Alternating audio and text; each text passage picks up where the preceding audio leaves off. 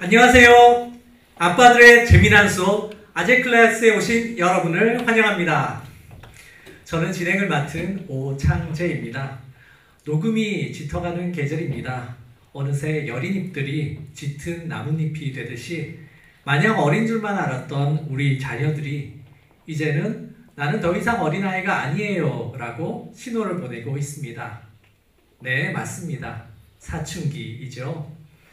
질풍노도의 이 시기를 중2병이라고 합니다만 웬걸요, 이미 초등학교 4학년 때부터 시작된다고 하지요. 말 잘 듣던 아이가 어느 때부턴가 질문에는 대답하지 않고 짜증부터 내고요. 아예 방문을 꽝 닫고 문을 잠가버리기까지 해서 속상하다는 하소연, 남의 일 같지 않으시죠? 그래서 여름 시즌 아재 클래스는 10대 사춘기 자녀를 둔 부모님께 꼭 필요한 이야기를 해드릴까 합니다. 그 첫 시간으로 소아청소년 정신과 전문의이신 유한익 서울 우리아이 정신건강의학과 원장님을 모셨습니다. 요즘 사춘기 청소년들의 고민과 심리, 정서적 변화를 이해하고 어떻게 기독교 세계관을 자녀 양육에 적용할런지에 대한 말씀을 들어보도록 하겠습니다. 네, 유한익 원장님을 큰 박수로 맞이하겠습니다.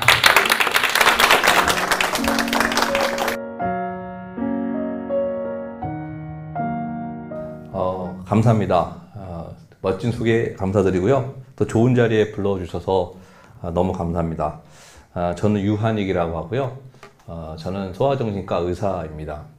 오늘 여기 이렇게 아버님들 다 이렇게 보게 돼갖고 너무 반갑고 좋습니다. 제가 오늘 사춘기 자녀와 관련된 이야기를 하기 전에 제가 아이들한테 가장 많이 듣는 이야기가 있어요. 그래서 이제 보통 면담하고 아이랑 둘이 이제 얘기할 때 아이들이 가장 많이 하는 말이 뭐냐면 아무것도 모르면서, 이거예요. 아무것도 모르면서. 응? 좀 이렇게 좀 센 애들은 지는 아무것도 모르면서. 근데 사실 부모님들은 아이들을 상당히 많이 안다고 생각하시거든요. 근데 거꾸로 아이들은 부모님이 나 잘 모른다고 생각해요. 그게 소통이 되지 않는 거죠. 실제로 부모님들은 아이들을 사실은 잘 몰라요. 특히 아버님들은 대부분 잘 모릅니다. 제일 친한 친구 이름, 그런 거 혹시 아세요? 뭐 그다음에 이 아이가 요즘에 하는 고민들, 뭐 이성 친구라든지 이런 것들. 사실은 대화를 어지간히 해갖고는 아버님들 알기가 어렵죠. 그런데 우리가 이제 누구를 돕는다는 건 그 사람을 알지 않으면 도울 수가 없죠. 그래서 이제 오늘 이 강의를 통해서 아이들을 좀 더 알고 이제 이해하는 데 도움이 됐으면 좋겠고요. 아버님들이 다 사랑이 있고 좋은 마음이 있기 때문에 사실 잘 알기만 하면 못 도울 일은 사실 없다고 저는 봅니다. 그래서 그 시작하기 전에 제가 정말 아이들의 어떤 세상을 아버님들 얼마나 잘 아는지 제가 몇 가지 질문을 해보려고 그래요. 자, 아이들이 많이 쓰는 말 중에 요즘 많이 쓰는 말 중에 킹받네라는 말이 있어요. 들어보신 적 있나요? 네. 야, 무슨 뜻이죠? 옛날 같으면 열받네, 뭐 화가 난다, 뭐 그런. 대단하신 아버님입니다. 제가 이제 애들 강의 갔으면 선물도 막 주고 그러는데 예, 열받냈는데요. 여기서 킹받네는 좀 열받네랑 달리 그 화 낼 만한 거, 합리적이고 낼 만한 것에 화를 낸다. 이럴 때 애들이 킹받네 이런 말을 많이 써요. 또 꾸안꾸 이런 말 아세요? 거의 다 아시네. 여기 분들은 뭐 완벽히 준비가 되셨네요. 네, 좋습니다. 이런 식의 말들, 사실 저도 뭐 아이들 맨날 만나니까 알게 되지, 사실은 우리가 사춘기 때 쓰던 말하고 너무 다른 그런 말들을 사용하고 있습니다. 자, 또 하나 질문 드려볼게요. 청소년의 기준이 있어요. 청소년의 기준. 그래서 우리가 어렸을 때 생각했을 때는 중고등학교 다니는 애들, 그런 것들을 청소년 기준으로 이제 보통 생각하지요. 사실 근데 이 기준이 많이 바뀌었어요.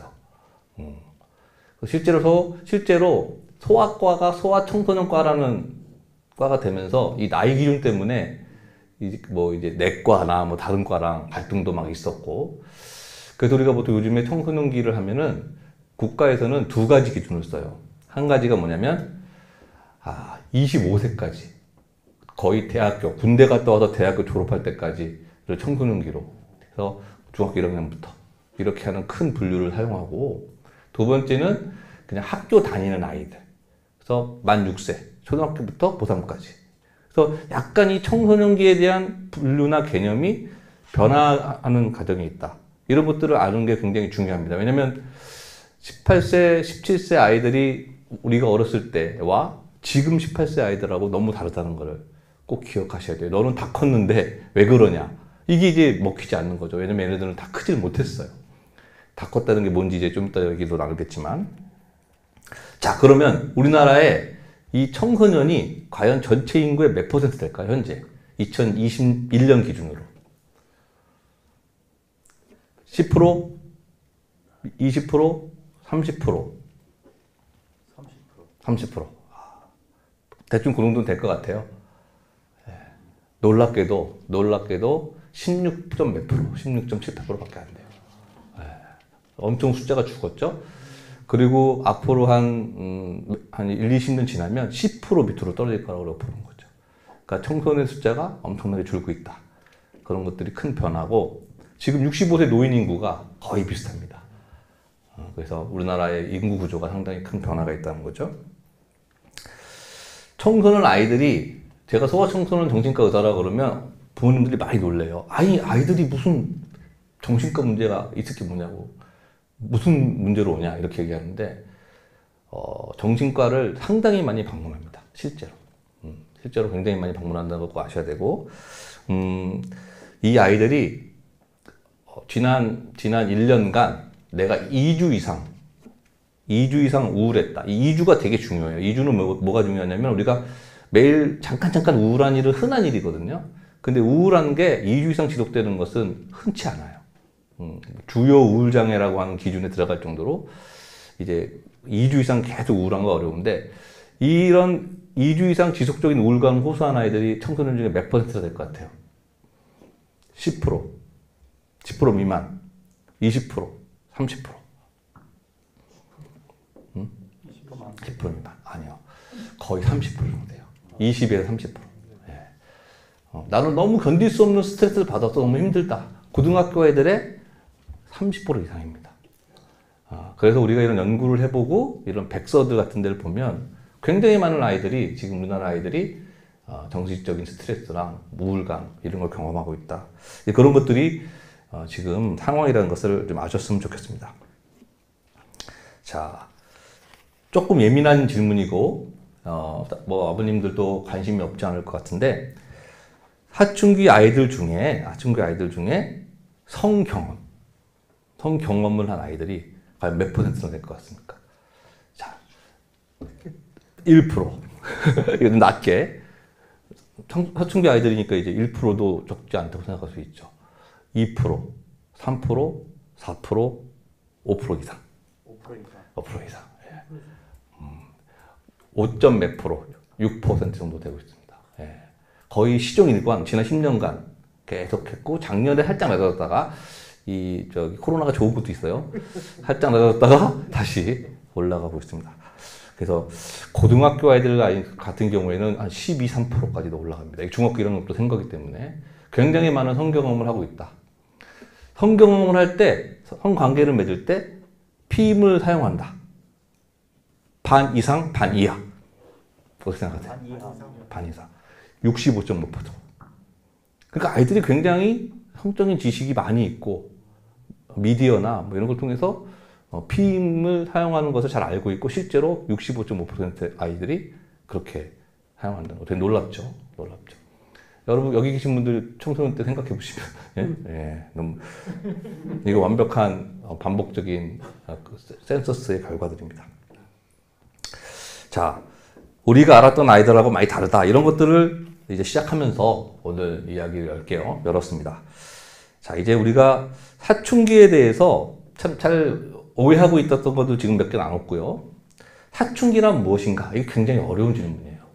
이제 부모님들이 저한테 와갖고, 우리 애가, 한 1, 2년 전부터 이렇게 힘들어 했는데, 사춘기니까 지나갈 줄 알고 다 그러느냐 하고, 이제 왔어요. 근데 전문가가 볼 때는 그때부터 사춘기가 아니에요. 이거는 완벽히 정상적인 사춘기를 벗어난 행동이거든요. 근데 일반 분들은 그걸 알 수가 없으니까 그냥 사춘기라고 이제 생각을 했던 거죠. 근데 그 말은 이제 사춘기의 아이에 대한 오해가, 선입견이 우리한테 있었기 때문에 그걸 발견하지 못했던 거죠. 사춘기는 가장 오해하는 게 뭐냐면 반항하면 사춘기야. 반항하면. 아빠가 얘기하면 옛날에 찍소리도 못했는데 이제 한마디씩 하는 거죠. 그래서 우리 아이가 사춘기인가 봐요. 요즘 말을 너무 안 들어요. 중학교 2학년 엄마가 응? 중학교 2학년이면 사춘기는 사실 되기가 어렵거든요. 이렇게 반항하면 사춘기다 이렇게 생각하는 부모도 있어요. 그렇지 않습니다. 물론 중요한 게 자기 주장이 강해지는 게 중요한 요인이지만 아까도 잠깐 말씀드렸듯이 중2병, 이 중2병이란 말이 사춘기의 대형으로 많이 쓰이고 있는데 사실 중2병이란 말은 없는 말이죠. 중2병이라는 뭐 진단명은 없으니까요. 이 중2병이 상당히 좀 과용되고 오용돼서 그 일반 분들에게 혼선을 줘요. 혼선을. 그러니까 중2병이라는 건 없는데 중학교 2학년 아이들이 가장 사춘기 시작점에 감정 조절이 어렵고 말도 안 듣고 뭐 이런 것들을 보이는 아이들을 중2병이라고 그러는데 실제로는 중2병 중에 라고 보는 것 중에 사실 정신과적인 문제가 많이 우울증 같은 것도 많이 있고요. 그렇습니다. 그래서 그런 말하고 혼동되지 않는 것이 상당히 중요하다 이렇게 되었습니다. 그럼 사춘기는 뭐냐? 고전적인 의미는 이제 춘지 봄춘자예요. 오늘 이렇게 걸어오니까 산 넘어왔는데 뭐 철쭉도 좀 있고 뭐 괭이밥이라고 이런 것도 있고 제가 등산을 좋아해서 좀 꽃을 알거든요. 그런 것도 피고 너무 좋게 걸어 넘어왔는데 이게 봄을 의미하는 겁니다. 봄. 춘심. 춘심이 뭐죠? 연애의 감정을 춘심이라고 그러죠. 춘심. 그래서 예전에는 사춘기를 아이들이 갑자기 연애하는 성적인 이성에 관심을 갖고 성적인 것에 관심을 갖는 시기. 이래서 사춘기란 말이 붙었고 뭐 이제 그 뭐 고대 뭐 그리스나 이런 데부터 고전에도 우리나라 고전에도 다 이 사춘기에 대한 여러 가지 언급들이 있는데 대부분 다 성적인 어떤 그런 어떤 변화, 관심 이런 것들을 사춘기에 가장 중요한 모습이라고 봤고 실제로 생물학적으로도 이제 결혼을 해서 이제 자녀를 낳을 수 있는 준비가 되는 그래 그런 거를 이제 사춘기의 원인이라고 봤죠. 그 우리 사춘기 아이들의 특성은 이성적인 것에 관심이 굉장히 많고 성적인 것에 관심이 굉장히 많습니다. 근데 이제 문제는 예전에는 뭐 제 나이면 이미 할아버지고 이미 뭐 그런 시기가 있었잖아요. 뭐 사춘기 나이의 아이들도 다 장가를 가고 재생산을 하고 뭐 그런 아주 예전 시기가 있었는데 지금은 이제 아까도 말씀드렸듯이 산업화되고 그러면서 한 어른으로서 경제적으로나 독립을 해서 가정을 꾸미고 재생산을 할 수 있는 그런 시기가 점점 뒤로 물러가고 있어요. 그래서 어른이 돼서 성적인 어떤 만족도 하고 재생산을 하지 못하고 계속 얘네들이 거기 머물러 있는 거죠. 계속 그 시간이 뒤로 가서 대학을 졸업해도 뭐 결혼을 안 하거나 못하거나 독립을 못하고 지금은 뭐 30세 초반이 이제 가장 최근에 결혼 연령이 됐잖아요. 저 때만 하고도 완전 달리기 7, 8년 뒤로 갔거든요. 이런 식으로 현대화되면서 자꾸 이제 독립을 못하고 뒤로 연장이 되면서 사춘기가 쭉 지연이 되는 사춘기가 늘어나는 것이 가장 큰 특징이 되어 있습니다.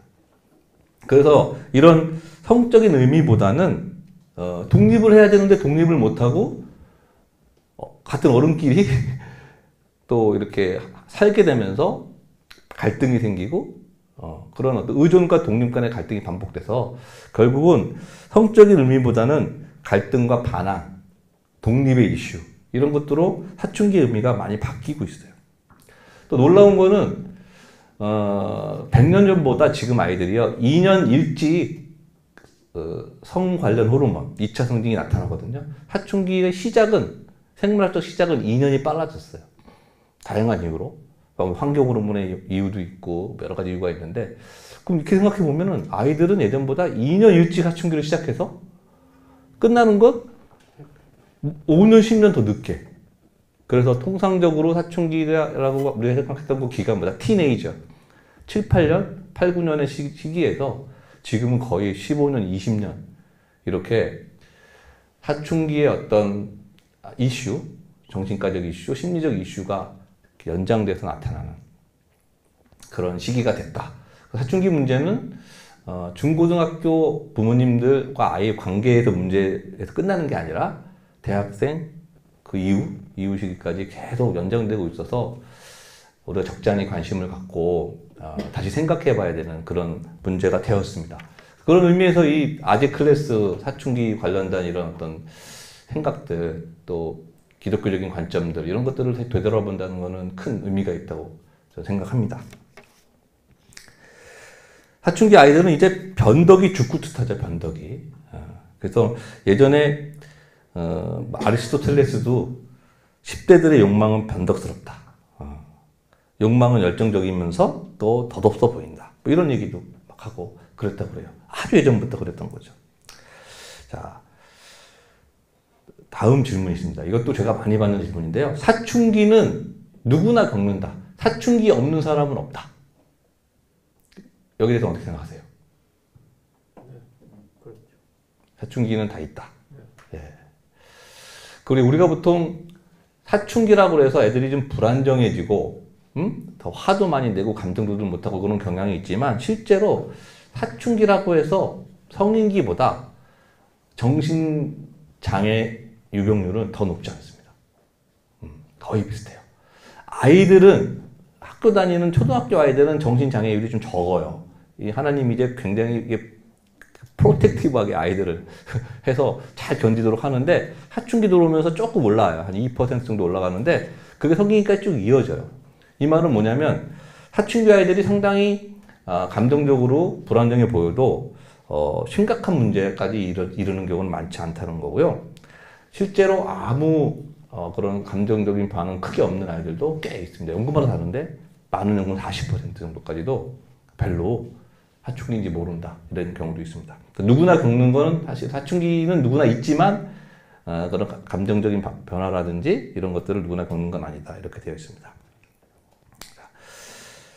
사춘기는 사실은 아까도 말했듯이 이제 신체적인 변화가 이제 어떻게 보면 시작입니다. 신체적인 변화가 시작입니다. 여자아이들은 과거에는 생리를 시작하는 거. 이제 누가 봐도 딱 아는 거죠. 그 다음에 남자아이들은 성기 주변에 이제, 헤어도 나오고 성기가 커지고 이런 것들이 첫 번째로 우리가 잘 아는 건데 실제로 사춘기 시작을 아는 가장, 확실한 방법은 여자애들은 성장이에요. 여자애들이 엄청 어느 날 막 애가 큰다. 그러면 사춘기가 이미 시작된 겁니다. 그리고 아까 말한 생리는 이런 거는 굉장히 뒤에 오거든요. 그래서 보통 여자애들이 막 클 때, 보통 엄마, 아빠들은 사춘기가 시작됐던 걸 잘 놓쳐요. 놓치고 오히려 생리가 시작하면 사춘기인 줄 알아. 근데 이미 그때는 중기 이후로 지나간 거예요. 그래서 여자애들은 좀 크기 시작할 때가 사춘기가 시작된다는 거 그게 중요한 포인트고 남자애들은 그 성기의 변화 이런 것들이 사춘기를 우리가 밖에서 알 수 있는 그런 계기가 되겠습니다. 그 사람마다 사춘기의 시작이 다르죠. 사람마다 사춘기의 시작이 다릅니다. 어떤 애들은 좀 빨리 오고 어떤 애들은 좀 늦게 오죠. 통상적으로 여자애들이 좀 빨리 오고요. 여자애들이 한 2, 3년 정도 빨리 오는 거 돼 있고 보통은 중학교 2학년 때부터 고등학교 한 2학년 때까지는 여자애들이 좀 더 나아요. 좀 조숙하다 그러죠. 생각도 더 깊고 남자들보다 좀 나아지다가 그 이후에 이제 남자들이 쫓아오는 그런 식의 패턴을 그리는데요. 어떤 아이들은 사춘기가 좀 일찍 시작하고 여러 가지 이유로 어떤 아이들은 좀 늦게 시작하는 경우가 있는데 심리학적 연구를 보면은 남자 아이들 경우에는 일찍 시작하는 아이와 늦게 시작하는 아이들이 장단점이 있어요. 그래서 일찍 시작하는 아이들은 좀 더 이제 성숙한 것이 있고 또 자신감도 있고 뭐 그렇지만 조금은 보수적이에요. 그리고 융통성이 살짝 떨어지고 수능적이고 이런 면이 있고 늦게 시작한 아이들은 초기에는 공부 같은 게 좀 어려워서 밀리고 그러지만 좀 더 그 애가 좀 이렇게 유연하고 또 이렇게 뭐랄까요 즉흥적인 데 잘 이렇게 반응하고 이런 좀 그런 쪽으로 좀 되는 경향이 있고요. 전반적으로 여자애들 같은 경우에는 일찍 시작하는 아이들이 불리한 게 많습니다. 그래서 자신감도 더 낮고 성적도 좀 떨어지고 뭐 이 등등. 그래서 여자애들은 일찍 시작하는 아이들은 아까 말했듯이 좀 더 관심을 갖고 이렇게 부모님들이 봐야 될 필요가 있습니다. 여기까지 이제 사춘기의 전체적인 특성 그런 것들을 말씀드렸습니다. 사춘기의 심리에 관련돼서 이제 몇 가지 말씀드릴게요. 사춘기 심리의 굉장히 큰 특징은 자아중심적이에요. 얘기해보면 알겠는데 뭐 간단하죠. 자기 말은 다 맞아. 자기 말은 다 맞고 자기는 우주의 중심이에요. 틀리는 게 없어. 논리적으로나 보통 이런 얘기해요. 다 나같이 생각한다. 핸드폰 나처럼 못 쓰는 애 없다. 딴 집은 다 갖고 있다. 밤새 쓴다. 다 최신 폰이다. 뭐 안 그런 집 없다. 이렇게 이제 본인의 생각이 어떤 규준이라고 믿는 그 자아 중심성이 굉장히 큰 이고 굉장히 이제 그 긍정적인 면도 있는데 자기에 대해서 일반적으로는 자기가 굉장히 특별하고 잘 될 거고 이렇게 우리가 이제 자기애적 성향이라고 그러는데 그런 경향이 굉장히 강합니다. 그것은 사실은 또 부정적인 면만 있는 건 아니에요. 그렇기 때문에 이 친구들이 상당히 도전적인 일도 하고 그런 자신감이 없었으면 못할 것들도 사춘기 때 많이 해서 뭐 역사적으로도 뭐 청소년들이 큰 일도 많이 내고 막 그랬었는데 그런 어떤 자기 중심적인 사고를 하고 있는데 그러다 보니까 기존의 실제적 사실하고는 다른 주장을 하게 돼서 갈등도 생기고 그리고 자기가 좀 특별하니까 자기 중심적으로 판단하고 행동해도 괜찮다. 이렇게 해서 이제 뭐 부모님이나 어떤 기존의 뭐 기관이나 조직에서 갈등이 일어나는 경우가 많이 있죠. 그런데 이제 외국의 경우에는 이런 어떤 청소년의 자아 중심성과 관련해서 보통 이제 고등학교 들어가면 많이 벗어난다고 돼 있어요. 근데 우리나라 연구 같은 거를 보면 우리나라 아이들은 한 3년 정도 더 늦는 걸로 되어 있습니다. 사춘기 심리를 연구하는 그 연구 기록들을 보면은 대학교 1, 2학년 지나가도 이렇게 자기 중심성에서 벗어나지 못하는 그런 게 좀 우리나라 사춘기 아이들의 특징인데 많은 사람들이 그것을 교육적인 어떤 문제에서 그 원인을 찾는 경우가 많아요. 그러니까 자기의 생각을 다른 사람의 생각과 비교하고 그 다음에 토론하고 그리고 이제 그런 경험이 거의 없고 아시죠? 아침에 일어나 학교 갔다가 학원 갔다가 주말에는 또 학원 또 가고 뭐 대무슨동 가고 방학 때는 또 특강하고 그러니까 이 중고등학교 아이들이 자기의 생각이 보편적인 생각인지 남도 그렇게 생각하는지를 계속 검증하고 확인하고 돌아봐야 되는데 그런 그런 기회를 싹 박탈당하니까 계속 자기 중심성에서 벗어나지 못하는 거죠. 그래서 이 대화하기가 정말 저도 이제 대화하다 보면 그거 선생님 생각이고요. 이런 애들이 많아요. 선생님 생각이고요. 그렇죠. 그러니까 이제 그런 어떤 자기 중심적인 사고에 갇혀 있어서 소통하기가 매우 어렵다는 거죠. 청소년들은 논쟁을 상당히 즐겨요. 논쟁을 즐기는데 보통은 논쟁을 즐기는 사람들의 특징은 논리적이지가 않고 감정적이에요. 논쟁은 사실은 자기 주장을 감정적으로 더 강하게 하는 논쟁을 즐기면서 또 청소년 아이들은 뭐 우리처럼 위선적이에요. 특히 더 이런 경우 많아요. 막 자기는 막 쓰레기도 버리고 늦게 일어나고 방도 하나도 안 치우면서 뭐 환경적인 것에 대해서 흥분해서 얘기한다든지 다른 사람들의 비리나 이런 거는 보지 못하면서 자기는 뭐 아침에 뭐 혼자 일어나지도 못한다든지 뭐 이런 자기의 삶과 실제 능력과 이상 간의 어떤 큰 차이를 보여서 우리가 밖에서 볼 때는 너무 앞뒤가 안 맞는 그런 것들이 청소년기 아이들의 특징이 되겠습니다. 그래서 이거 쟤 왜 저러냐? 원래 그게 청소년이에요. 그렇게 보셔야 돼. 너는 왜 이렇게 위선적이냐? 그럴 수밖에 없어요. 왜냐하면 이 친구들은 몸은 어른이고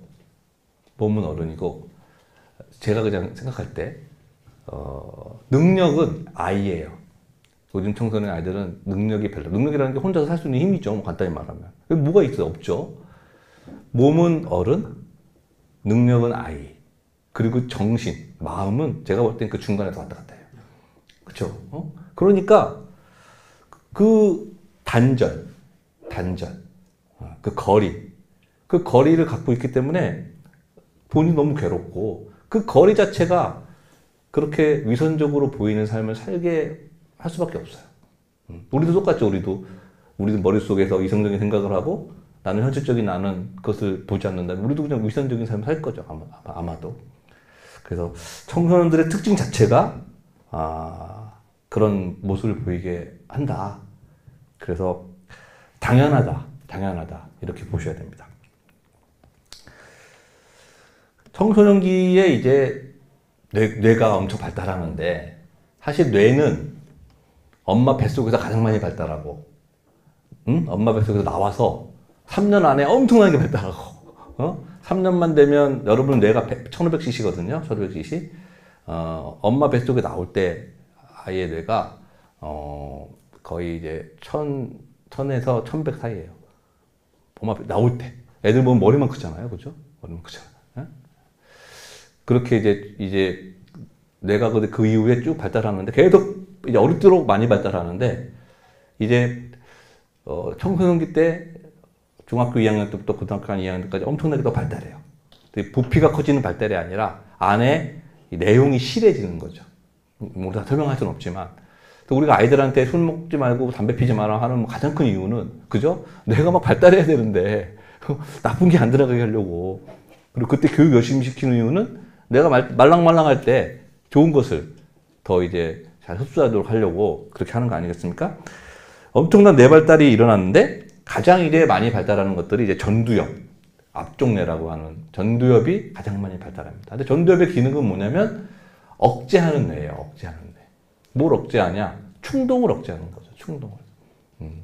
하고 싶은 거, 좋아하는 거 이런 것들을 어떤 뭐 자기의 생각이나 이성이나 결심으로 억제하게 하는 뇌가 전두엽인데 그런 것이 그 뇌가 사춘기 때 많이 발달한다. 그래서 이 친구들은 욕구에 비해서 억제하는 힘이 약하다 보니까 말 그대로 욕구하고 상상은 많은데 자제력이 부족한 그런 특성을 이제 보일 수밖에 없는 거죠. 그래서 그런 특성이 이제 뇌의 발달과 관련돼서 일어난다 이렇게 되어 있습니다. 자, 여러 가지 내용이 있지만 사춘기 때 특별히 중요한 것이 이제 수면이에요.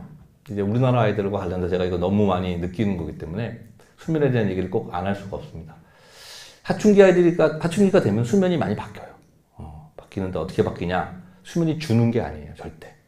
우리 아이들이 한 9시간에서 11시간 좀 자야 돼요. 학교 가기 전에 아이들, 청소년이기 전에 아이들. 그럼 많이 잘수록 좋아요. 많이 잘수록. 자는 게 제일 잘하는 거예요. 얘네들 하는 일은 먹고 자는 거예요, 실은. 제가 늘 강조하는 것 중에 하나가 아이들은 성장하는 게 가장 큰 목표예요.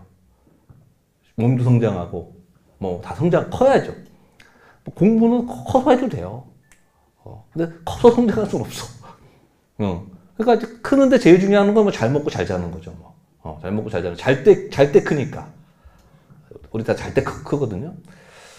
그런데 이제 사춘기가 들어오면은 이 아이들이 수면 패턴이 변화가 와요. 근데 이게 잠이 주는 게 아니고 잠이 뒤로 가요. 2시간 뒤로 갑니다. 약. 멜라토닌이라는 게 분비되는데 멜라토닌이 수면을 유도하는 물질이거든요. 이게 그냥 생리적으로 그냥 한 2시간으로 뒤로 가요. 그러니까 사춘기 애들 되면 늦게 자려고 그래요. 못 일어나죠. 왜냐면 잠도 충분히 자야 되니까. 수면 요구량은 학교 가기 전에 아이들하고 그게 차이가 없습니다. 그러니까 이제 힘든 거죠. 왜? 우리는 일찍 일어나서 학교를 가야 되니까.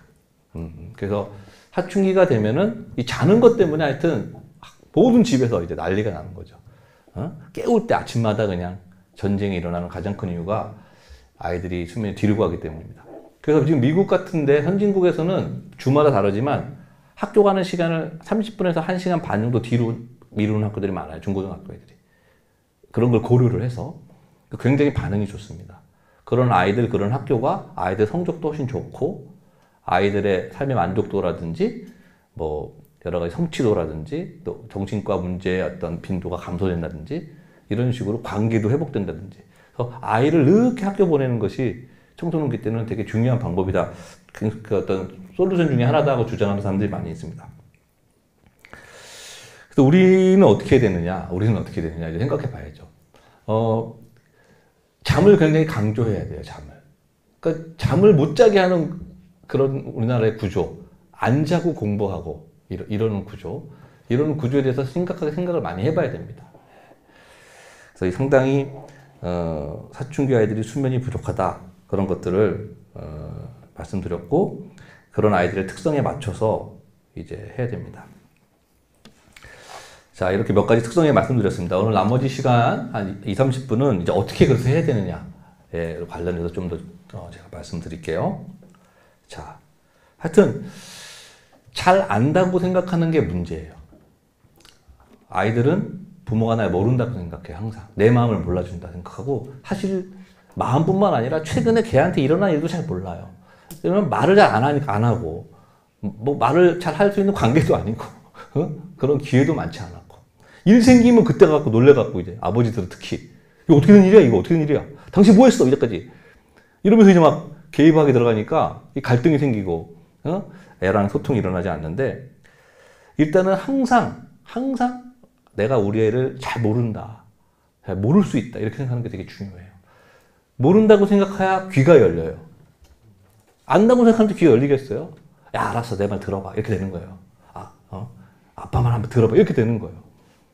아빠 말 듣기 싫어. 왜? 날 모르니까. 날 안다고 생각하지 않으니까 그렇게 되는 거죠. 그래서 안다고 생각하는 것이 불통의 원인이라는 걸 꼭 기억하셔야 돼요. 안다고 생각하는 사람은 공부를 하지 않아요. 모른다고 생각해야 공부를 하죠. 배우죠. 겸손은 결국 모른다는 마음에서 나오는 거니까 아이한테 다가갈 때도 야, 내가 좀 얘에 대해서 좀 뭐 모르는 게 많은 것 같다. 이렇게 생각을 하는 게 중요하다. 예. 관찰. 오늘 굉장히 강조할 것 같은데 관찰을 열심히 하셔야 돼요. 관찰. 우리는 뭘 잘하냐면 우리는 개입을 잘해요. 개입. 우리는 하여튼 뭘 해야 돼. 특히 아버지들은 뭘 해야 돼. 그냥. 뭐 결과를 내야 돼. 그러니까 개입에 성과에 너무 집착해요. 급하니까.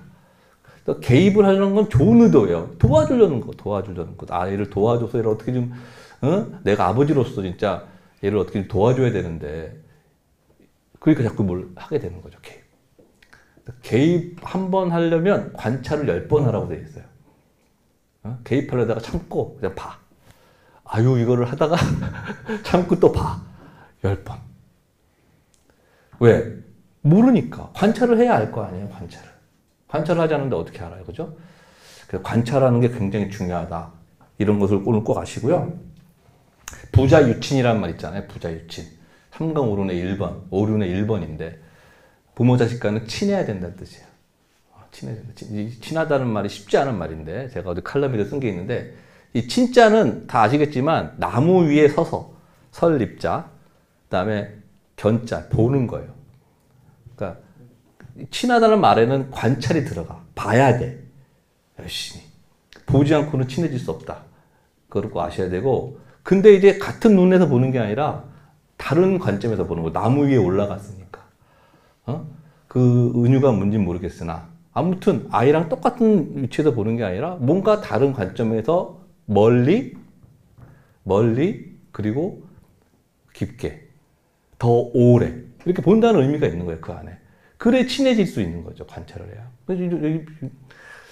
저는 항상 그걸 볼 때마다 탕자의 아버지가 상가가 뭔데 이렇게 기다리는 게 항상 떠올라요. 항상 이 관찰을 생각할 때마다. 계속 이제 보고 눈으로는 못 보지만 마음으로 계속 떠나간 아들을 보고 관찰하고 있었던 거죠. 그런 아버지의 마음이 이제 친하다는 의미에 있어서 잘 봐야 된다. 그래서 계속 오랫동안 봐야 되고 한 번 보고 하는 게 아니라 지속적으로 봐야 돼요. 왜냐면요. 막 변해요. 애들이. 어저께 본 게 오늘에 본 게 아니야. 우리는 안 변해요. 정말 지겹도록 안 변해요. 이제 엄마 아빠랑 얘기하다 보면 진짜 그때부터 눈알이 나올 것 같을 때가 있는데 진짜 안 변해. 우리는 안 변하고요. 애들은 맨날 변해요. 왜냐면 뇌가 발달하니까 그냥. 뇌가 발달하니까. 그냥 어제 오늘 다르니까 지속적으로 관찰해야 돼요. 한 번 보고 하면 안 되고. 그리고 잘 관찰하기 위해서 제일 중요한 건 이제 객관성이죠. 객관성. 내가 시야를 바꾸지 않으면 관찰해도 맨날 똑같은 결론만 나오니까. 예. 내가 어떤 선입견을 갖고 있지 않는지를 좀 봐야 되는데 제가 볼 때 이거는 쉽지 않아요. 우리도 다 자기 배운 세계 안에 갇혀있기 때문에 그것을 다 버리고 그 관찰할 수가 없죠. 또 그거 불가능합니다. 그거를 버리라고 하는 것보다 내가 얘를 왜 얘를 도우려고 하는지 양육의 목적을 항상 생각을 해야 돼요. 사실 그것은 거의 대부분 다 사랑이야, 사랑. 얘에 대한 사랑이고 얘를 정말 도와줘서 얘가 어떻게 잘 살아가는 사람이 되게 하려고 신앙적인 어떤 동기든 다른 동기든 그렇게 얘를 관찰하고 있다는 것에 대해서 항상 리마인드를 해야 돼요. 항상. 안 그러면 굉장히 많은 부모님들이 아이 개입하고 이럴 때 쪽팔려서 그러는 부모님이 많아요. 우리나라는 수치 문화가 엄청 강해서 주변에서 말 나올까 봐. 그러니까 애들이 막 난리치거든요, 집에서. 그럼 엄마 아빠 꼼짝 못해. 주변 이웃 무서워서 다 들어줘, 막. 그 얘는 맨날 밤마다 난리를 쳐, 그냥. 왜냐면 엄마 아빠가 밑에 집 주변 사람들, 교인들 입방아 지킬까봐. 다 들어주는 거죠. 애는 뭐 완벽히 그거를 이렇게 완전히 이용하는 거죠. 이런 거에 굉장히 많이 누가 볼까봐. 우리나라 사람들 굉장히 흔히 있는 일이고요. 굉장히 조심해야 되는 일이고. 제가 그냥 아이랑 같이 그냥 망가지라 그래요. 아이랑 망가져라. 아이랑 같이 욕먹고 창피함 당하고 쪽팔려라 그냥. 그게 뭐 대수냐.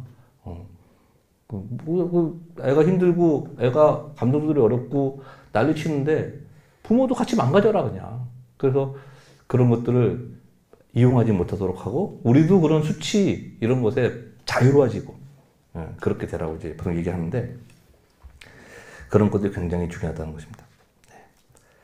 그래서 이제 관찰에 대해서 제가 많이 말씀을 드렸고 그런 것들이 이제 사춘기 아이들하고 이야기를 시작하는 접점이 될 수 있습니다. 이제 관찰을 하고 난 다음에 이제 소통을 해야 돼요.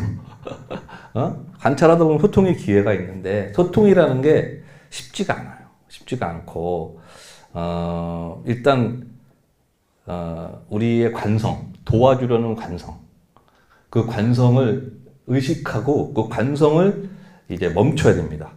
부모님들도 전두엽을 사용해야 돼요. 억제시켜야 돼.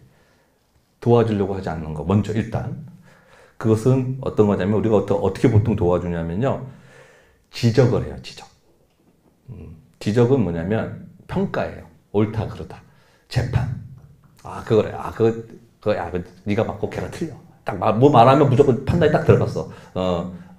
야 그거는 친구가 맞고 넌 틀려 이런 식으로. 그리고 아빠가 볼 때는 이러면서 교정에 들어가. 교정, 수정. 거기에는 이제 나의 어떤 평가, 그 다음에 지시 이런 게 들어가는 거예요. 자꾸 고쳐주려고 그러는 거죠. 그러면 또 이제 비교도 하고 막 이렇게 되는 거죠. 그래서 지시, 지적, 평가, 교정, 비교 이런 것들이 사실은 멈춰야 될 거예요. 대신에 이제 그 경청은 들어야 돼요. 들어야 되는데 이제 관찰이라는 것은 개입하지 않는 거기 때문에 일단 관찰만 해도 많이 들을 수가 있어요. 경청할 수가 있다고. 이 경청이라는 게 보통 어려운 게 아닙니다. 보통 어려운 게 아닌데 정신과 의사가 경청으로 그냥 먹고 사는 거예요. 뭐 우리하고 뭐 별거 없습니다. 근데 이제 경청이라는 것을 제가 쉽게 하는 법을 알려드릴게요.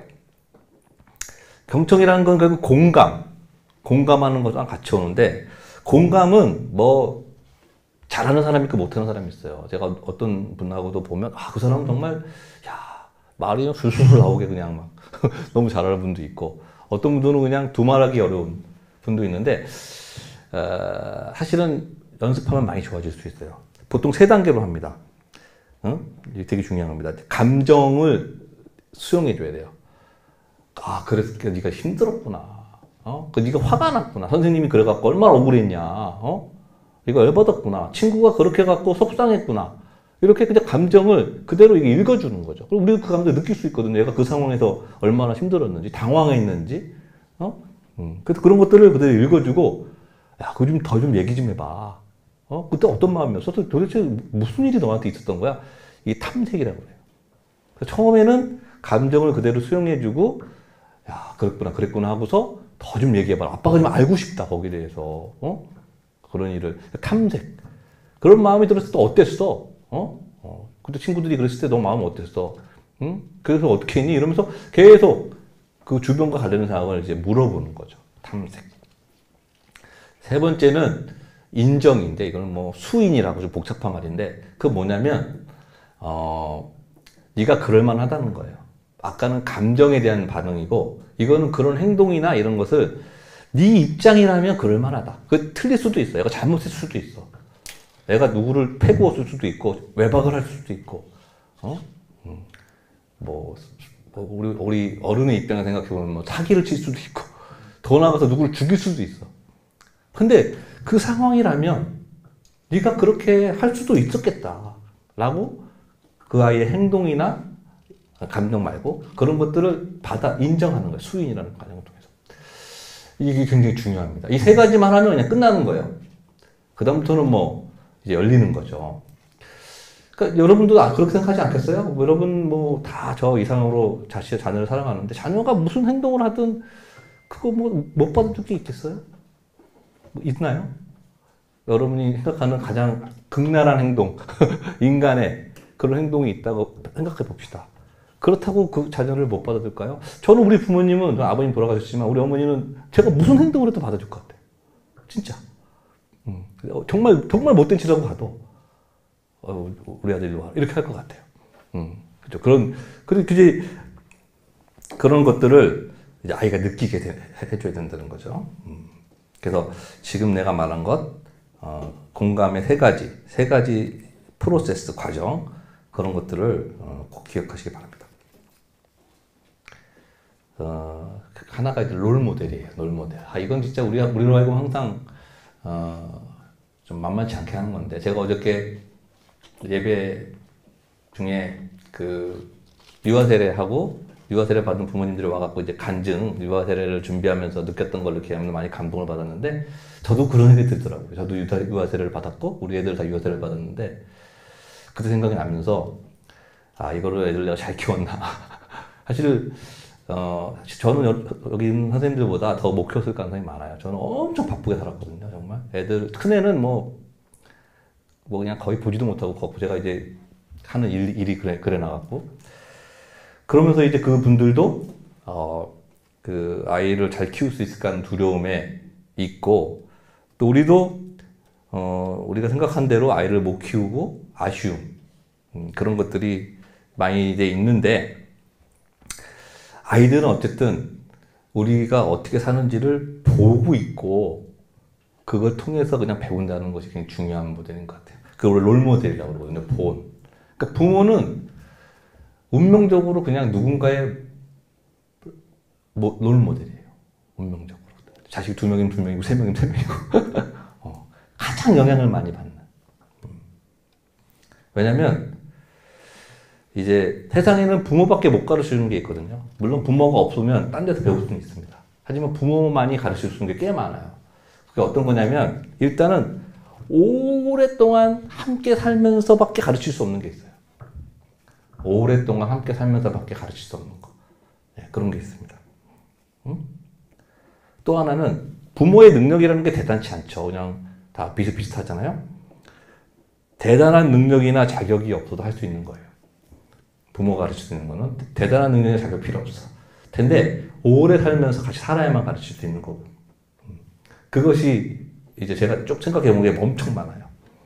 희생, 배려, 돌봄, 공동체 의식, 헌신, 사랑, 인내, 책임. 싫어도 같이 살아야 되는 거, 같이 있어야 되는 거. 확 그냥 때려치고 그냥 나가버려야 되는데, 그렇게 할 수 없잖아요, 가족. 응? 싫어도 끈질기게 같이 있어야 되는 거. 응? 그렇죠? 뭐 이렇게 별번치 않아도 같이 있으면 굉장히 괜찮은 거. 보람. 뭐 인생이나 의미나 재미가 꼭 잘 되고 못 되고에 의해 보장받거나 사라지는 것이 아니라는 거. 뭐 이런 것들도 가족하고 같이 하자는 못 배워요. 어려움이 있는데 꼭 멋지게 극복하거나 성공으로 이렇게 어려움을 다 이겨내야만 사는 건 아니라는 거. 그냥 뭉개고 그냥 같이 이렇게 있어도 뭐 살아가는 거고 그 삶도 괜찮다는 거. 이런 것도 가족과 같이 있는 하나님 못 가르쳐 주는 거죠. 수용 한계를 받아들일 수밖에 없다는 거. 주신 것, 하나님 주신 거, 뭐 그냥 대한민국에 태어나서 그냥 그렇게 살아가는 거. 더 좋은 게 많은데 그렇게 있는 것을 받아들이고 살아가야 된다는 거. 이런 것들도. 예. 싫어하는 사람도 꼴 보기 싫은 사람도 아침에 깨워서 밥 차려주고 밥 먹여주고 또 빨래도 해주고 싸우다가 또 와서 저녁에 또 그냥 희석거리고 그런 관계가 있다는 거. 그런 것들은 사실은 집안에서 아니면 배울 수 없는 것들이죠. 제가 쓱 그냥 한 얘기지만 그 어느 것 하나 같이 없는 게 없어요. 아주 의미가 있는 것들이죠. 그런 롤모델을 부모들이 해줄 수 있다. 그런 것들이 굉장히 중요한 것이고, 내가 이제 그런 어떤 일상의 롤모델로서 역할을 해야 된다. 이런 것들을 제가 이렇게 이제 마지막으로 강조를 해드리겠습니다. 간단히 이제 1, 2분에 걸쳐서 훈육에 대한 말씀 드릴게요. 훈육. 이제 청소년 아이들 아까 질문에도 그런 게 있는데, 훈육이 굉장히 이제 만만치 않습니다. 롤모델만으로는 부족해요. 보다 적극적인 양육 방식이 필요해요. 어떤 순간에는. 그런 게 이제 훈육이거든요. 훈육. 거기에 대해서 할 말이 많지만, 가장 중요한 양육 환경은 부모 자신이고, 훈육의 핵심은 일관성이에요. 일관성. 이게 가장 중요해요. 뭐 이거는 뭐 연구마다 이것이 빠지는 곳은 없어요. 일관성. 근데 일관성을 유지하기가 쉽지 않은데, 여러 가지 기질적인 이유로 어떤 부모님들은 마음도 약하고, 보통 일관적이지 못한 가장 큰 이유는 제가 볼 때는 부모님이 특정 행동에 대해서 이것을 허락하냐 혹은 금지하냐에 대한 부모님의 확신이 없어서 그래요. 네. 부모님의 확신이 없어서 흔들리는 거예요. 아이들이 말하면 그런가 봐. 옆집 엄마가 말하면 그런가 봐. 이렇게 되는 거예요. 목사님이 설교 딱 하면 그런가 봐. 이렇게 자꾸 주변 사람들의 어떤 말에 의해서 자꾸 왔다 갔다 해요. 아이한테도 끌려다녀요. 그러니까 이제 일관성 있는 훈육을 하려면 그 특정 행동의 어떤 필요성이나 가치에 대해서 부모님이 확신을 가져야 돼요. 그때 그 전까지는 하지 않으셔야 돼. 그럼 확신은 어떻게 갖냐? 확신은 오랜 고민 끝에 갖게 돼요. 너무나 놀랍게도. 그래서 이제 현실적인 얘기를 드리면 아이의 특정 문제 행동이 혹은 내가 이 아이한테 이걸 꼭 가르치기 위해서 나의 기질적인 것이라든지 이런 거에 반하는 어떠한 일관적인 훈육을 내가 해야 되겠다고 판단이 들 때는, 그런 어떤 필요가 생기셨을 때는 그 행동이, 그런 양육 행동이 정말 의미 있고 중요한 것에 대한 깊은 고민을 오랫동안 하셔야 됩니다. 본인도 생각을 많이 하셔야 되고 기도도 하시고 당연히 주변에 다양한 사람하고도 얘기하시고 전문가하고도 얘기하세요. 그래서 오랫동안 얘기해보고 생각해봐서 우리 아이를 위해서 이거는 정말 필요한 거고 중요한 거다. 그런 확신이 드셨을 때 그때 훈육을 하셔야 돼요. 그러면 백발백중입니다. 거의. 너무나 놀랍게도 그런 확신이 딱 전달돼요. 아이한테. 그러면 그건 되는 거예요. 테크니컬하게 기술적으로는 아까 제가 말한 관찰과 동감 뭐 등등 이런 방법을 사용해야 되겠지만 하여튼 그 마음 깊은 곳에서는 확신이 있어요. 그래서 일관성이 제일 중요하고 일관성은 확신이다. 네. 그런 것들을 이제 말씀드리겠습니다. 자, 이제 말씀을 정리할게요. 말씀이 아닙니다. 강의를 정리할게요. 사춘기 아이들은 우리와 다른 문화에서 성장했고, 그리고 다양한 어떤 생물학적, 사회적 이유로 최근 들어 더 그 오랜 기간 사춘기를 앓게 되고, 사춘기에 있는 아이들은 어떤 마음과 또 삶의 능력과 또 신체적 상황의 큰 어떤 거리로 인해서 그 자체가 굉장히 큰 스트레스가 되면서 우리가 때로는 이해할 수 없는 그런 행동들을 하게 된다. 하지만 그런 것들은 당연한 것이다. 그런 시기이기 때문에 그런 아이들을 도울 때는 개입보다는 관찰의 시간을 오래 가져야 되고 또 공감 어린 소통을 해야 되고 그들의 감정을 읽고 탐색하고 그 다음에 행동을 받아 수인하는 그런 과정이 필요하다는 얘기 들었고 롤 모델에서 어떤 역할들 그리고 이제 훈육과 관련된 간단한 그런 말씀을 드렸습니다. 제가 그런 얘기 많이 해요. 내가 이렇게까지 해야 되냐, 엄마 아빠가. 여러분들은 어떤지 모르겠지만 힘든 애들이 있거든요, 정말. 너무 힘든 애들이 있어요. 정말 이렇게까지 해야 되냐. 부부관계도 똑같아요. 부부관계도 항상 더 나은 사람이 더 많이 하게 돼 있어요. 내가 볼 때는 저한테 안 오는 사람이 가장 문제고 열심히 오는 사람이 가장 그 집에 나은 사람이야. 근데 그 사람이 더 해야 돼, 더. 항상. 교회도 똑같죠, 그죠? 교회 하시는 분이 더 해야죠. 그러니까 부모가 더 할 수밖에 없어. 점점 더 하는 거예요. 왜 더 하냐면 더 사랑하니까 그걸 더 하는 거예요. 더 사랑하니까. 사랑이 큰 사람이 항상 지게 돼 있어요. 더 희생하고. 그 동기가 내가 더 하는 동기는 사랑에서 나오는 거죠. 그래서 이제 더 많이 사랑하는 부모가 더 해야 돼요. 안 그러면은 시작이 되지 않죠. 자녀를 잘 키우려고 뭐 내가 더 부모로서 나은 삶을 살려고 모르겠어요. 사실 양육의 목표는 자녀에게 사실 있진 않아요. 냉정하게 생각하면 양육의 목표는 사실 자기 자신에게 있어요. 그러니까 아버지로서 주어진 나의 삶, 내 인생, 한 번뿐인 나의 인생. 하나님이 나에게 자녀를 주셨고 내가 아버지가 되게 하셨어요. 그 인생을 대충 살 것이냐. 여기 계신 직업도 있고, 뭐, 사장님도 있고, 뭐, 총무님도 있고, 다 있을 텐데, 직업도 있고, 또 남편으로서도 있고, 자식으로서 자기 역할이 있는데, 아버지 역할까지 주어졌단 말이에요. 그래서 내가 대충 아버지 역할하고 죽고, 하나님 앞에 쓸 것이냐, 아니면 아버지 역할까지 내가 최선을 다해서 할 것이냐, 이거는 사실 내 문제거든요. 네 아들 잘 됐냐? 이렇게 물어보지 않고, 또 아버지 역할 잘했냐? 이렇게 물어볼 거란 말이죠. 내 행위를 낱낱이 고해서 심판받을 텐데. 그러니까 훌륭한 아버지 밑에 별별 차는 아들이 있을 수 있어요. 하지만 그 아들이 잘 되는 건 내 책임은 아니에요. 왜냐면 그 친구가 그 친구 인생에 책임이 자기에게 있어요. 너무 놀랍게도. 하지만 나는 아버지로서 해야 될 책임이 있는 거죠. 그런 것들이 되게 중요하다. 그래서 그런 사랑은 아무나 하는 게 아니다. 사랑은 아무나 하는 게 아니다 말씀드리고 친해지기, 관찰, 소통. 그래서 해결하려는 강박증에서 벗어나라. 해결하는 강박증에서 벗어나라. 그렇게 말씀드리고 싶습니다. 한 두세 달 됐나요? 아침에 이제 책 보고 있는데 우리 딸이 대학생인데 와갖고 뭐 이런저런 얘기 갑자기 하다가 툭 그냥 아빠는 인생에서 뭐 제일 중요해? 이렇게 물어보더라고요. 저는 그런 고민을 너무나 어렸을 때 했기 때문에 언제가 누가 물어봐도 대답할 수 있어요. 실은. 지금도 맨날 그 고민을 하고 있거든요. 저는 태생적으로 이기적이어서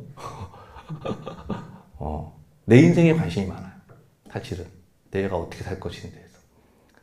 그래서 아빠는 항상 남은 인생 어떻게 살지 관심이 있다. 남은 인생 이제 저도 이제 좀 죄송합니다. 좀 얼마 안 남았거든요. 그러니까 이 아버지로서의 남은 인생에 대해서 이제 제가 말씀드리는 겁니다. 그래서 그런 것들을 좀 늘 생각하시면서 확신을 갖고 시작하셨으면 좋겠습니다. 일단 제 강의는 두서는 없지만 여기까지 하고 마치겠습니다. 네, 감사합니다.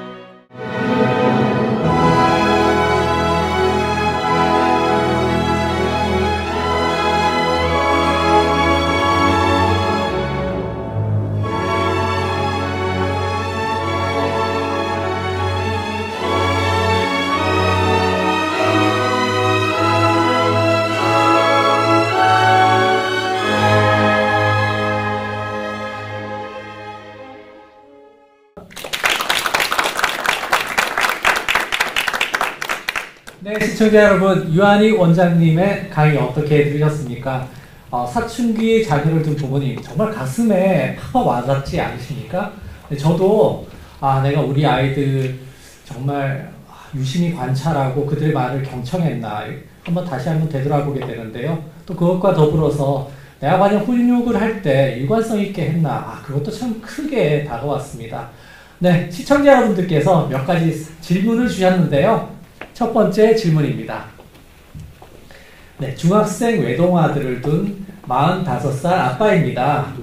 좋은 습관이 중요하다고 해서 어릴 때부터 규칙적인 공부 습관, 자기주도 학습을 잘 시켰다고 생각했는데 초등학교 6학년 때부터 엄마에게 짜증을 내고 사달라는 비싼 문제집 사줘도 잘 풀지도 않고 얼마 전 친구 따라 등록한 학원도 한 달을 못 채우고 그만뒀습니다. 야단치고 싶지만 감정이 격해질까봐 대화는 피하고 있는데 이거 어떻게 하면 될까요? 예, 글쎄요, 뭐 이제 계속 얘기를 해야지 원인도 알 수 있을 것 같은데요. 보통 이제 이렇게 잘 지내던 아이가, 모범적인 아이가 사춘기 들어오기 시작하면서 이제 감정도 격하게 나오고 순응하지 않고 이제 반항하는 표현도 하고요. 그 다음에 실제로 이제 이 친구는 기능이 떨어졌어요. 이제 학원을 다니다가 이제 안 다니고 그러거든요.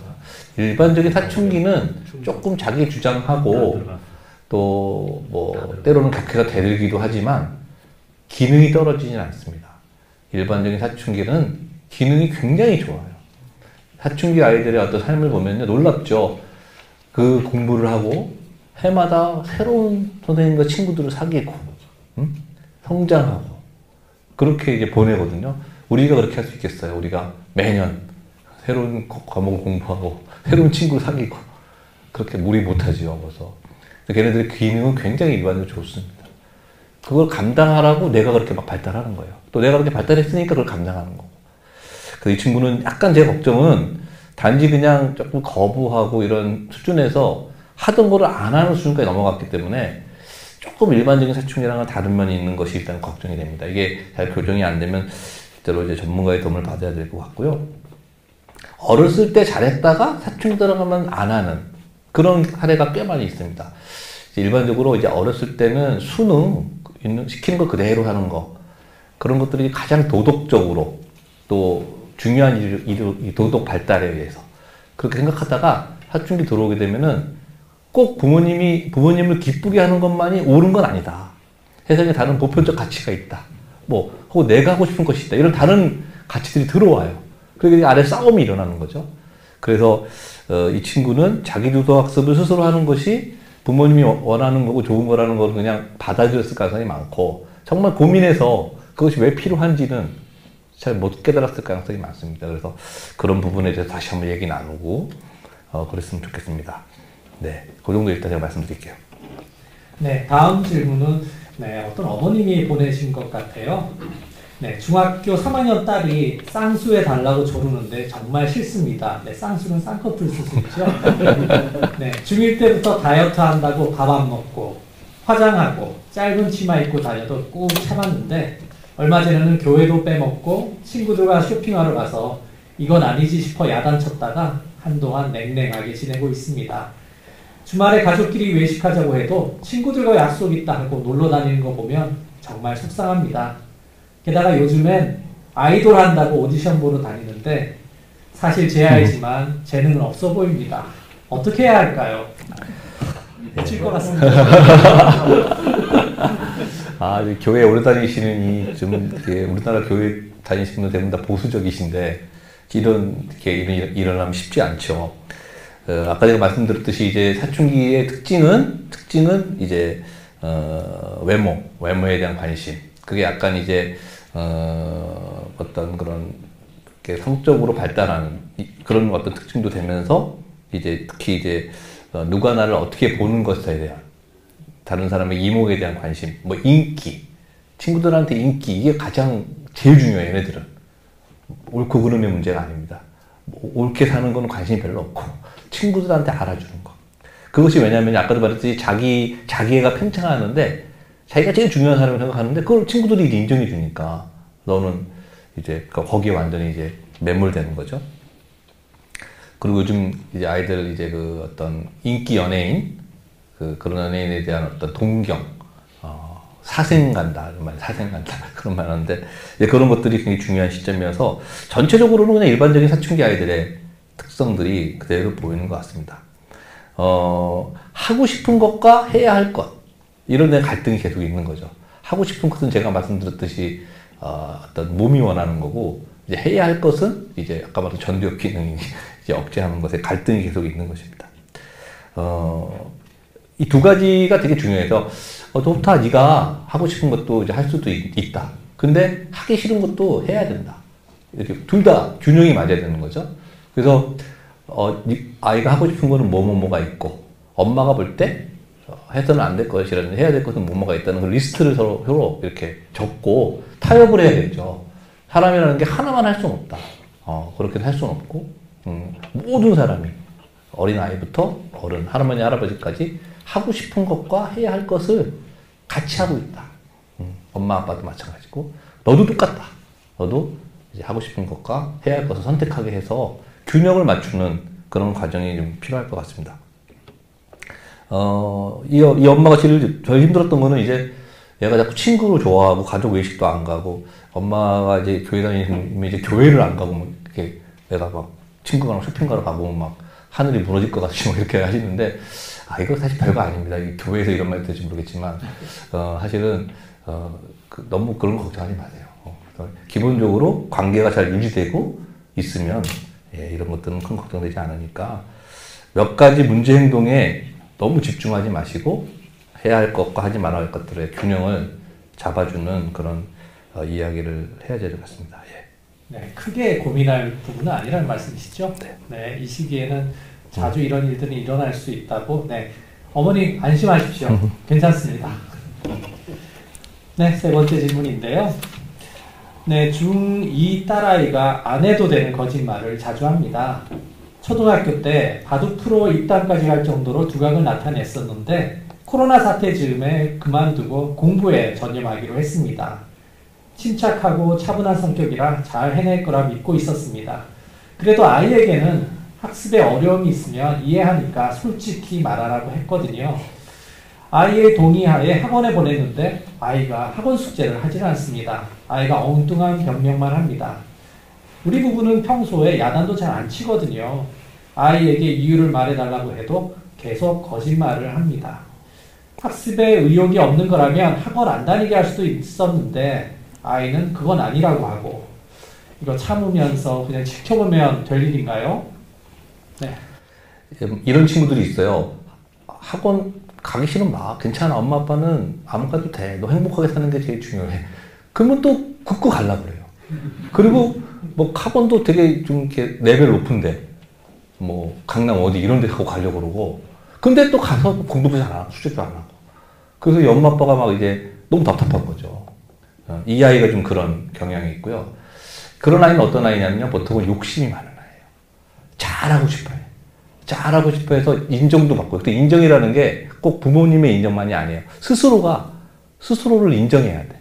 나는 잘하는 아이, 해내는 아이, 성취하는 아이. 그러니까 굉장히 성취지향적인 아이예요. 근데 약간 이해가 되는 게 바둑을 잘 뒀거든요, 어렸을 때. 그러니까 바둑을 두면서 완전히 뭐 프로 입단까지 했으니까, 어렸을 때. 얘는 주목을 엄청 받고, 바둑으로 따지면 뭐 근처 몇 학교 중에 하나 잘하는 애죠.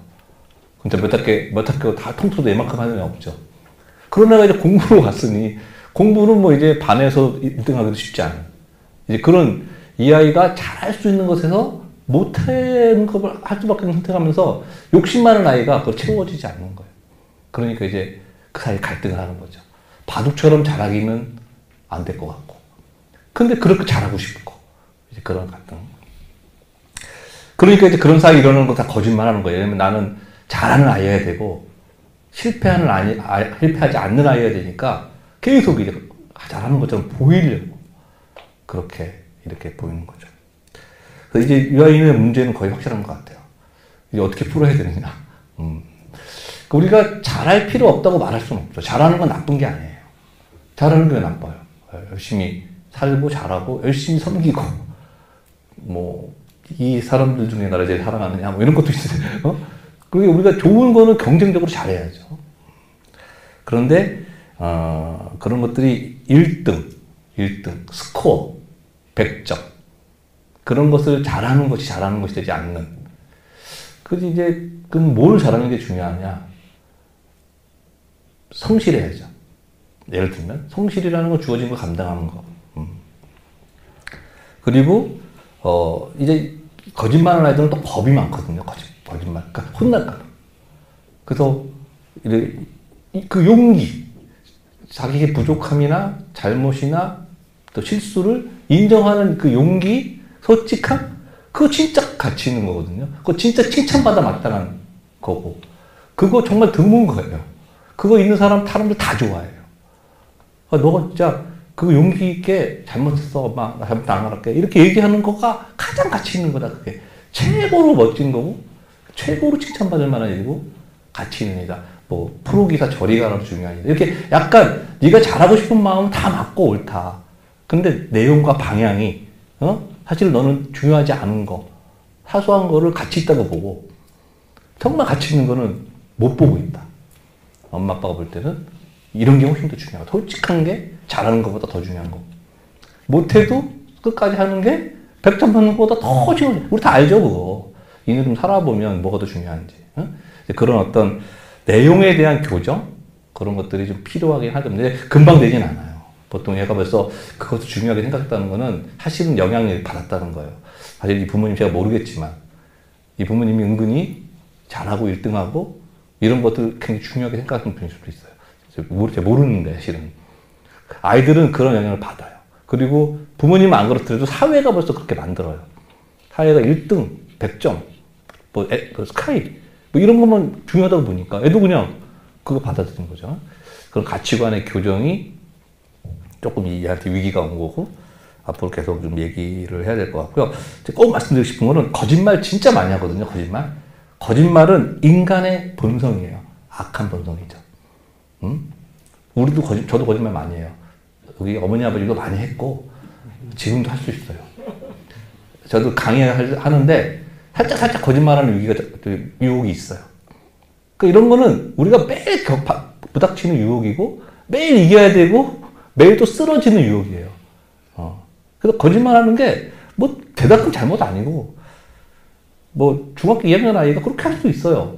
너무 그것을 비판적으로, 이래갖고 어떻게 되냐, 얘 쓰레기다. 이렇게 보는 건 안 된다는 거예요. 그럼 우리 다 쓰레기예요. 다 쓰레기고. 다 우리 용납받고, 용서하고, 그리고 또 수용받으면 살잖아요. 너무 이 거짓말에 대해서, 너무 악한 거지만, 뭐, 일어나면 절대 안 되는 일이고, 드문 일이고, 세상에 너 같은 애 이렇게 보면은 안 돼요. 그것도 진실이 아니에요. 그래서 약간 거짓말에 대해서는 조금 이렇게, 균형 잡힌 시각 좀 필요하지 않을까 싶습니다. 네. 네, 감사합니다. 제가 언뜻 드는 생각이 있는데요.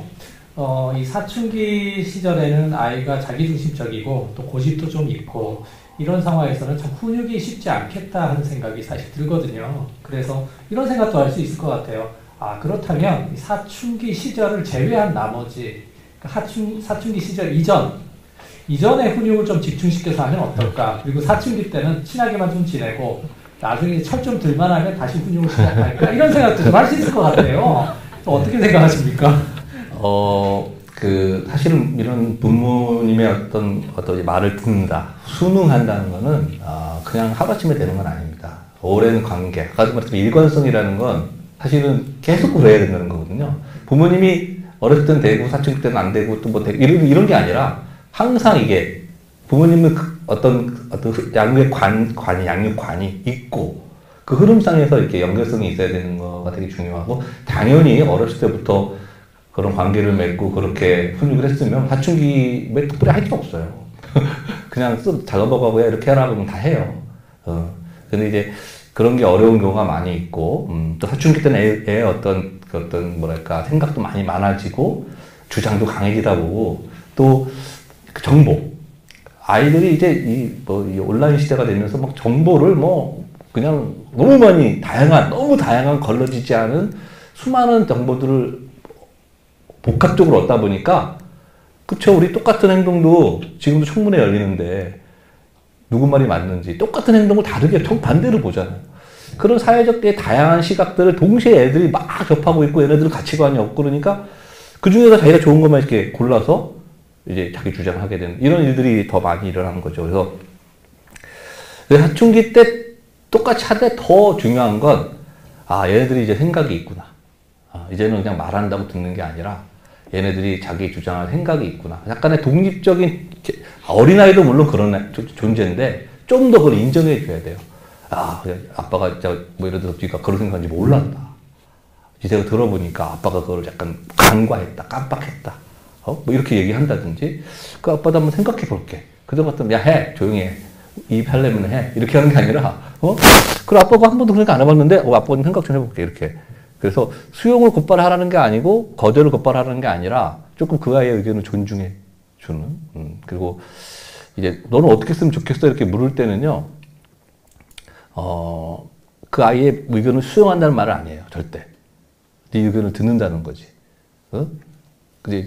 스타일이, 양육 스타일이, 아빠가 이렇게 묻는다 그래서 꼭 그렇게 해준다는 건 아니라는 걸 알고 있어야 돼. 여러 가지 상황들을 고려해서 이제 결정한다는 거죠. 그런 식으로, 그 아이의 입장을 좀 더 생각해주고 독립적인 개체로 더 인정해준다는 그런 기법이 사춘기 때는 더 필요하다고 이제 보는 거죠. 예. 네, 감사합니다. 한 가지 제가 여쭤보고 싶은 것은 저희들이 지금 다 남성 아버지이지 않습니까? 아버지로서 아들을 대할 때와 딸을 대할 때 차이점이 분명히 있을 것 같아요. 특별히 또 사춘기인 아들과 딸을 대할 때 차이점이 있을 것 같습니다. 저 같은 경우는 이제 아들밖에 없어서 딸을 경험해보지 못했거든요.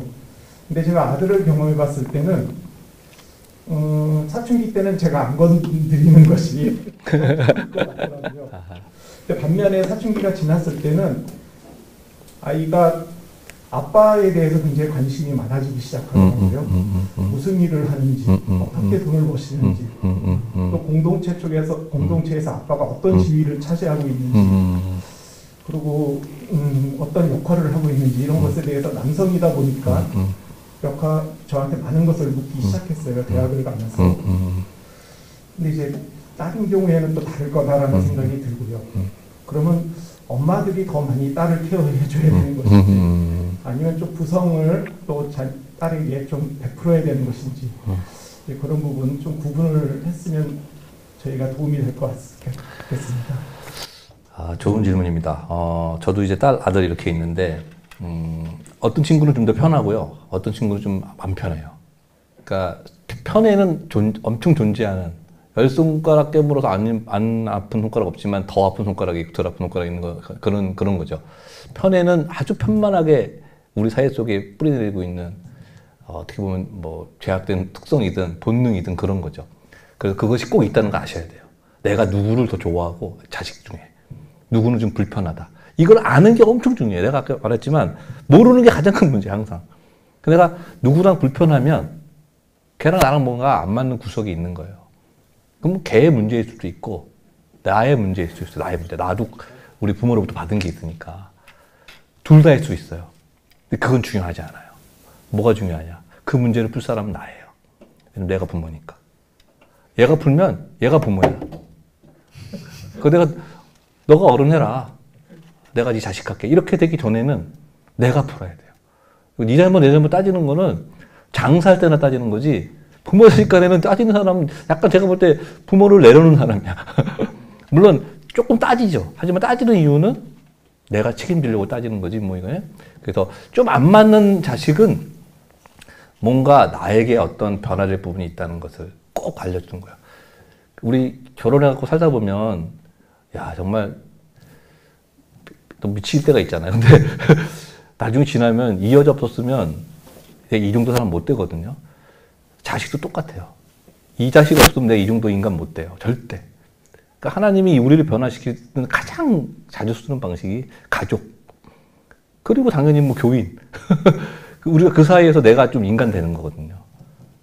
뭐 이제 그리스도의 장성한 분량까지는 한참 멀었지만 아무튼 그 아이는 나에게 그런 메시지를 주는 하나님 심어놓은 어떻게 보면 소중한 내 인격을 변화시킬 수 있는 하나님 방법이에요. 그래서 그것을 반드시 보시고 내가 그 아이한테 안 맞는 게 뭔지를 발견하고 한 걸음 한 걸음 나가시는 게 필요하다. 딸이든 아들이든 떠나서 딸과 엄마의 관계는 뭐 엄청나게 가깝고 남자들은 상상도 못합니다. 그러면서도 애증이고, 그리고 남자들하고 이제 아들하고 관계는 그냥 듬성듬성하죠. 뭐 디테일이 없어요. 그러니까 조금 그런 차이는 있지만 우리 입장에서는 불편한 아이는 나에게 주는 메시지가 있다고 생각하셔서 그렇게 나아가는 게 필요합니다. 쉽지 않습니다. 자식이 아니면 그렇게 어렵지도 않고요. 또 내가 그렇게 변하려고 할 이유도 없어요. 자식은 안 변할 수 없어요. 아까도 말씀드렸듯이 아버지 역할을 해야 되니까. 내가 내 인생 똑바로 살아야 되니까. 하나님 앞에서. 우리가 신앙이 있으면 그런 도전을 늘 받잖아요. 그러니까 그거는 피할 수 없고 너무 배울 게 많은 그런 레슨이라고 생각합니다. 정말 귀한 시간이었습니다. 원장님께서 말씀하셨듯이 현대에 들어서는 사춘기가 2년 정도 앞당겨지셨다고 말씀하셨죠. 그리고 또 결혼하기 전까지의 기간을 다 통칭한다고 한다면 참 사춘기가 옛날보다는 굉장히 길어졌다고 볼 수가 있겠습니다. 이 길어진 시간 우리 부모님이 그냥 아무런 공부도 없이 그냥 흘러가게 두어서는 안 된다고 생각을 합니다. 원장님께서 말씀하신 대로 우리가 경청하고 관찰하고 또 끊임없이 일관성 있게 훈육을 하지 않는 이상 훈육을 한다면 정말 아름다운 가정, 복된 가정 이룰 수 있을 것이라고 생각합니다. 네, 오늘 정말 귀한 말씀 감사합니다. 감사합니다.